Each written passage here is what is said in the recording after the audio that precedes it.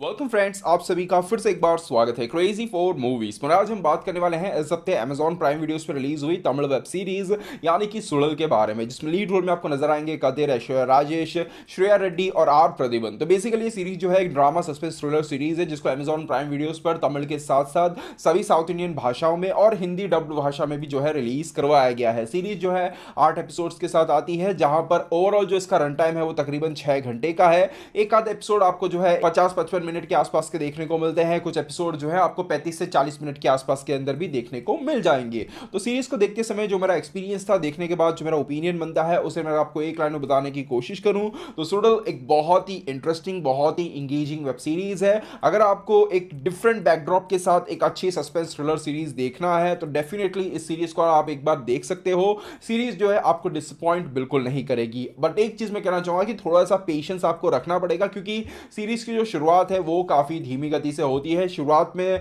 जो नरेशन है वो काफी स्लो जाता है, बट आगे जाकर कहानी के अंदर जो ट्विस्ट एंड टर्न्स आते हैं उन्हें कन्विंसिंग बनाने के लिए ये नरेशन स्लो रखा गया है, क्योंकि वो जो चीज है आगे जाकर बहुत ही अच्छी तरीके से जस्टिफाई हो जाती है। और एक बार कहानी चौथे एपिसोड तक आती है, उसके बाद से अगर आप देखोगे तो कहानी के अंदर जो ट्विस्ट एंड टर्न्स आते हैं वो जो है कहानी को बहुत ज्यादा इंटरेस्टिंग बनाते हैं। और स्क्रीन प्ले भी जो है बहुत ही एक डिसेंट पेस पर काफी इंगेजिंग तरीके से जो है आगे बढ़ता हुआ नजर आता है। सीरीज के अगर मैं कंक्लूजन के बारे में बात करूं बिना किसी स्पॉइलर के, तो इसका जो मेन सस्पेंस, मेन ट्विस्ट है और कहानी खत्म होने के बाद जो मैसेज हमें देने की कोशिश करती है, जो चीज हमें बताने की कोशिश करती है, वो जो है वो आपने काफी बार काफी जगहों पर देखा है, काफी फिल्मों में, काफी वेब सीरीज में ऑलरेडी देखा हुआ है। बट इस सीरीज की खासियत यही है कि ये अपने जो मुद्दे है, जो इसका टॉपिक है, जो इसका मेन सब्जेक्ट है, उस पर बहुत ही लेट आती है। उसका एहसास कि किस सब्जेक्ट पर यह सीरीज बनी है, उसका एहसास जो है हमें बहुत ही लेट, कह सकते हैं कि छठे या सातवें एपिसोड तक जाकर हमें उस चीज का एहसास होता है। उससे पहले जो है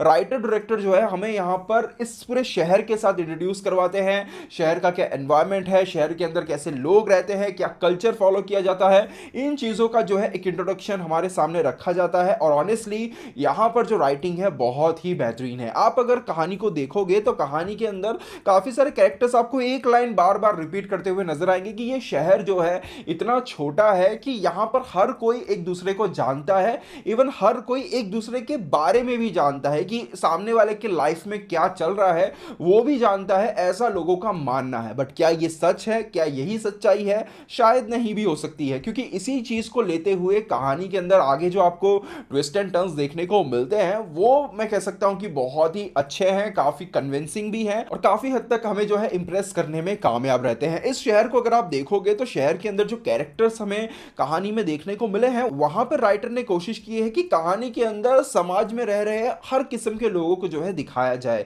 यहां पर कुछ लोग हैं जो भगवान में मानते हैं, कुछ लोग हैं जो भगवान में नहीं मानते हैं, कुछ लोग हैं जो भगवान में मानते तो हैं पर जो है वहां पर हर चीजों को वो फॉलो नहीं करते हैं। कुछ लोग हैं जो समाज से डर के रहते हैं, अपनी सच्चाई बाहर लाने से डरते हैं, हालांकि उसमें उनकी कोई गलती नहीं होती है। वहीं कुछ लोग ऐसे भी हैं जो लोगों को उनके लुक के ऊपर, उनके बोलने, उनके रहने के तरीके के ऊपर जो है जज करते हैं। वहीं आप देखोगे तो शहर के अंदर काफी सारे लोग हैं जो पूरी तरह से घुल मिल के रहते हैं, एक दूसरे के त्योहार को जो है यहाँ पे सेलिब्रेट करते हैं, एक दूसरे के कल्चर को जो है यहाँ पे रिस्पेक्ट देते हैं।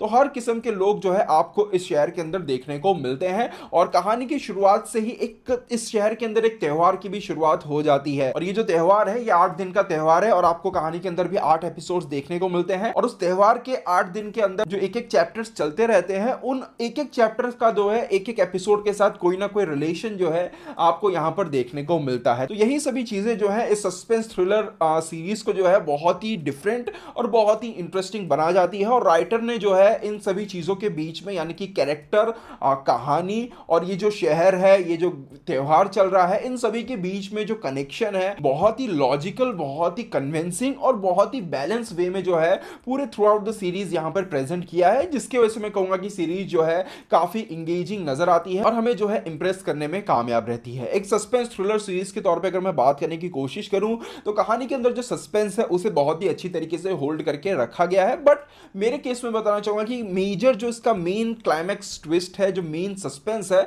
वो मैंने ऑलरेडी प्रिडिक्ट कर लिया था। बट यहां पे तारीफ करना चाहूंगा यहां पर राइटर की, इसकी राइटिंग की, जो इतनी कन्विंसिंग है कि राइटर ने बहुत ही आसानी से सीरीज को देखते समय मेरा जो ध्यान है उसे भटका दिया था। मतलब मेरे केस में यह था कि मैंने जो है है पता कर लिया था कि हाँ ये वो कल्प्रिट है, क्योंकि राइटर ने खुद ही जो है क्लूज को जो है बहुत ही ईमानदारी के साथ बहुत ही लॉजिकल वे में सामने रख दिया था, तो मैंने उस चीज को प्रिडिक्ट कर लिया था। बट जैसा कि मैंने कहा कि कहानी की शुरुआत जो है इतनी स्लो तरीके से होती है, तो उस स्लो पेस नरेशन के बीच में जो कैरेक्टर्स हैं, जो ओवरऑल एनवायरनमेंट है, उससे इतनी अच्छी तरीके से बिल्ड किया गया है कि राइटर जब चाहे तब वहां पर जो है आपका ध्यान दूसरे कैरेक्टर की तरफ शिफ्ट कर लेते हैं, और वही चीज जो है कहानी के अंदर एक अच्छा कन्विंसिंग और बहुत ही इंप्रेसिव ट्विस्ट लाने में जो है कामयाब रहती है। तो कहना चाहूंगा कि सीरीज के अंदर जो सस्पेंस है वो भी अच्छा है, जो ट्विस्ट एंड टर्न्स देखने को मिलते हैं वो भी काफी हद तक मुझे अच्छे लगे। अब बात करें यहाँ पे परफॉर्मेंसेस की, तो सीरीज में जितने भी एक्टर्स हमें देखने को मिलते हैं बहुत ही बेहतरीन एक्टर्स हैं, और सभी का काम जो है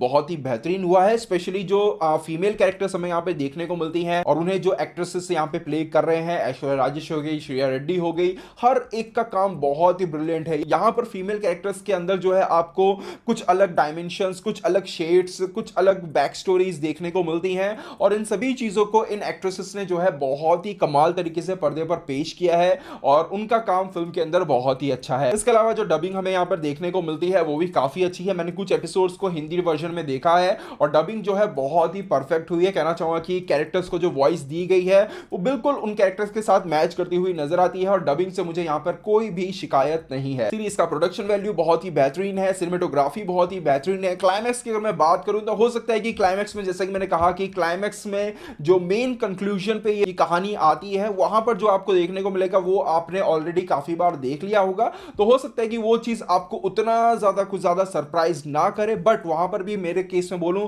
तो वो जो ओवरऑल प्रेजेंटेशन था वो मुझे काफी अच्छा लगा, जो त्योहार के साथ रिलेट करके उस पूरे सीन को यहाँ पे प्रेजेंट किया गया है। जो फ्रेमिंग है, आप देखोगे एक कैरेक्टर खड़ा है, उसके पीछे वो मूर्ति है, उस मूर्ति के बारे में कहानी के अंदर क्या चीजें बोली गई हैं, उन सभी चीजों को आप रिलेट करके उस फ्रेमिंग को अगर आप देखोगे तो बहुत ही अच्छी तरीके से चीजों को जो है यहाँ पे प्रेजेंट किया गया है। तो ओवरऑल कहना चाहूंगा कि सुडल एक अच्छी well made well written series है, जिसके अगर स्लो पेस नरेशन को अगर आप शुरुआती कुछ मिनटों के अंदर, शुरुआती कुछ एपिसोड्स के अंदर अगर थोड़ा सा पेशेंस के साथ अगर झेल लोगे तो ये सीरीज जो है आपको कहीं पर भी डिसअपॉइंट नहीं करने वाली है। तो जरूर अगर आपके पास समय है, आप एक सीरीज देखना चाहते हो, सस्पेंस थ्रिलर सीरीज देखना चाहते हो, तो डेफिनेटली इसे आप देख सकते हो। बहुत ही इंटरेस्टिंग, बहुत ही हद तक एंगेजिंग सीरीज यहां पर निकल के आई है। तो यह था मेरा ओवरऑल ओपिनियन इस सीरीज को लेकर। अगर आपने सीरीज देख ली है तो आपको कैसी लगी है मुझे कमेंट सेक्शन में जरूर बताइएगा। मिलते हैं हमारे अगले वीडियो में, तब तक के लिए बाय बाय, टेक केयर।